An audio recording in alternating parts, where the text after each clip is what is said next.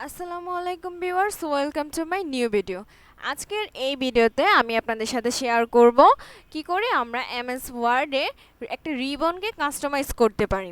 তো রিবনকে কাস্টমাইজ করার জন্য আমরা প্রথমেই ফাইল মেনুতে চলে যাব, তাহলে আমরা এখান থেকে কাস্টমাইজ করে নিতে পারবো। কিন্তু তার আগে আমি বলে নিচ্ছি আমরা একটা রিবনকে কেন কাস্টমাইজ করব। সাপোজ আমাদের এখন দরকার টেবিল, এই টেবিল অপশনটি আমাদের দরকার। অ্যান্ড আমাদের দরকার হচ্ছে হোম ইনসার্ট মেনু থেকে table option, and home menu থেকে হোম যে ট্যাবটি রয়েছে সেখান থেকে ফন্ট অ্যান্ড হচ্ছে জাস্ট প্যারাগ্রাফ, এই দুইটা জিনিস আমাদের দরকার।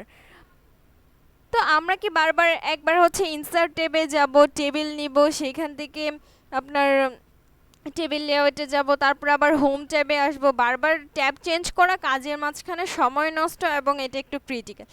তো আমরা কাজকে খুব সহজ করার জন্য আমরা রিবনটিকে কাস্টমাইজ করে নিব। আমাদের যেই অপশনগুলো দরকার শুধু ওই অপশনগুলোই আমরা ট্যাবের মধ্যে রাখবো। অ্যাজ লাইক আপনাদের একটি স্যাম্পল দেখিয়ে দিচ্ছি যে আমি এখানে নিউ ট্যাব নামে একটি ট্যাব ওপেন করে নিয়েছি, যেখানে শুধু আমি ড্র টেবিল এবং ফন্টের একটি অপশন রেখেছি।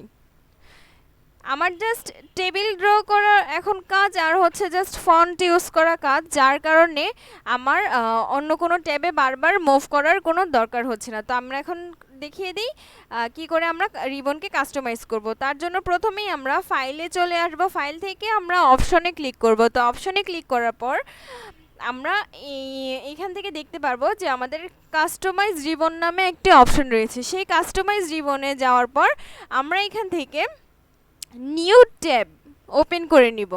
নিউ ট্যাব ওপেন করার পর আমরা এখান থেকে নিউ ট্যাবের একটি নেম দিয়ে দিব, যেই নামটি আমাদের পছন্দ। আমি এখানে মাই ট্যাব নামে একটি ট্যাব ওপেন করে নিচ্ছি।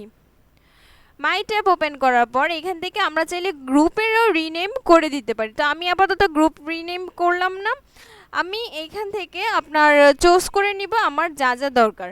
এখান থেকে আমি ড্র টেবিল, তারপর হচ্ছে আমার আর কি কি দরকার সেগুলো আমি এখান থেকে নিয়ে নিচ্ছি। ফন্ট কালার, আচ্ছা।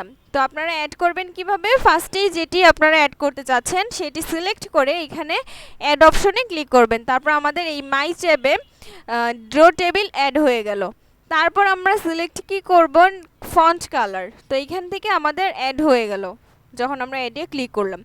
সাপোজ এখানে যদি ভুল করে আমরা কোনো কিছু সিলেক্ট করে ফেলি যেটি আমরা রিমুভ করতে চাচ্ছি, তাহলে আমরা আবার এটিকে সিলেক্ট করে রিমুভে ক্লিক করলেই এখান থেকে চলে যাবে। তো আমরা তারপর ফন্ট সাইজ অ্যাড করে নিলাম, ফন্ট কালার অ্যাড করে নিলাম। আমি জাস্ট আপাতত এইভাবেই দেখালাম। তারপর আমরা এখান থেকে ওকে ক্লিক করে দেব। যখনই আমরা ওকে ক্লিক করব তখন আমাদের এই যে মাই ট্যাবের যেই অপশনটি সেটি আমাদের রিবনে চলে এসেছে।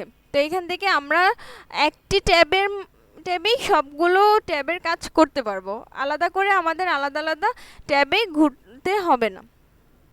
ওকে, তো এইভাবেই আমরা একটি রিবনকে কাস্টমাইজ করে নিতে পারি। আজকের ভিডিও এই পর্যন্তই। আসসালামু আলাইকুম।